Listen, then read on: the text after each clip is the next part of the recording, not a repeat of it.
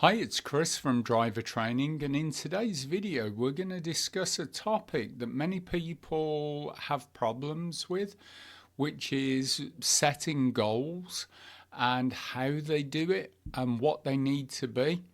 Well, when you do the ADI Part 3, remember for lesson planning and setting goals, you're getting marked before the engine has even started, before the car is even moving. You could be losing marks. But by using this system, by using this technique, it will help you be able to get a better score for the Part 3, but also to feel more confident that you're teaching your pupils in the best way possible. And that's by using what is known as SMART goals. Well, today we're going to take it one step further and teach you how to make your goals smarter. Let's find out how. So the first thing we need to do with our goals is make them specific. So to say to somebody we're going to work on roundabouts today isn't being specific. To say to somebody we're going to work on junctions isn't specific. With roundabouts, for instance, what do you mean that we're going to do? Are we going to work on identifying roundabouts by means of boards and signs and road markings? Are we then going to work on identifying if the roundabout is an open junction or a closed junction? Are we going to work on roundabouts in respect of choosing the correct lane for where we need to go? Are we going to work on lane positioning around the roundabout? Are we going to be working on approach speed to roundabouts? Are we going to be working on choosing gaps on roundabouts? What is it that we're going to do? So many times people just say, we're going to go and work on T-junctions. We're going to go and work on roundabouts. What does that mean? We're going to go and work on mirrors. Well, again, what does that mean? For what? Does it mean we're going to work on mirrors before any change of speed or direction? So before we slow down, before we speed up? We're going to get our mirrors going for the MSPSL routine or MSPSGL. So your goal always has to be specific. The second point then, is it measurable? So what we mean by that, can the goal be measured to see, are we heading towards it? So for instance, at the start of the lesson, if they're working on identifying roundabouts by means of signs and road markings, if they feel on a scale of 1 to 10, 1 being not very confident and 10 being ultra confident, if they feel about a 3 or a 4, well, at the end of the lesson, when you're recapping, when you're scaling them again, how do they feel now when it comes to identifying roundabout signs and road markings? Oh, definitely 9. I can see them a mile away now. So it's measurable. It's something you've been able to show, look, we have made progress. Doesn't matter how much or how little. Even if it's just they understand the subject better than they did, progress has been made. So it's been measurable. That's what we want to do. And by using a scale of how they feel at the beginning and how they feel at the end, helps them to see that some form of progress, no matter how small, has actually been made. The next part of our smarter goal, achievable. Now, this doesn't mean they have to be great at it by the end of today's lesson, But what it means is you keep breaking the goal down into bite-sized pieces. So say the goal is picking gaps on roundabouts. However, what the actual fault is they don't have very good clutch control. So you've took them away to start to practice a bit more on clutch control. So you're helping them achieve the goal. We adjusted it slightly and we focused on our clutch control. How do you feel that's going now at the end of the lesson? Oh, much better than it was. Good. But linked with that, do we take them on routes that help them to try and achieve the goal? So if we've said we're going to go and work on a specific part of doing roundabouts, did we pick a route that had several roundabouts? Did we help them to try and achieve their goal? Relevant. So the goal we're setting, is that relevant to what they actually need to go and do?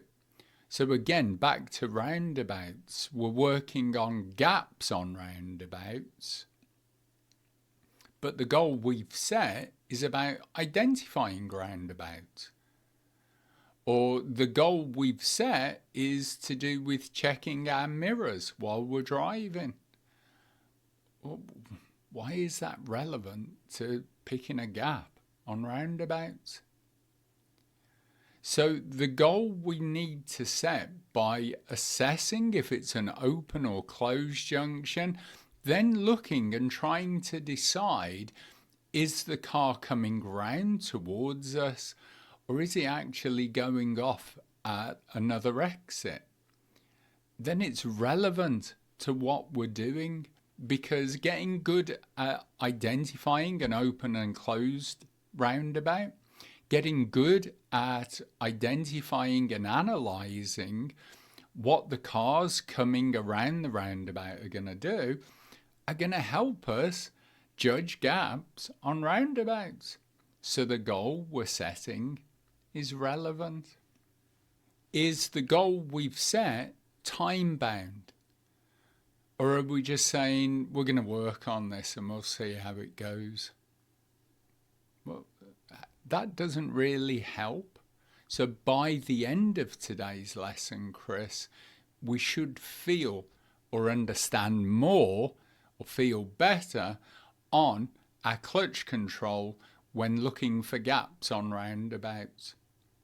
Within the next couple of lessons, Chris, you're going to feel more confident on changing lanes, on dual carriageways, and dealing with traffic on slip roads.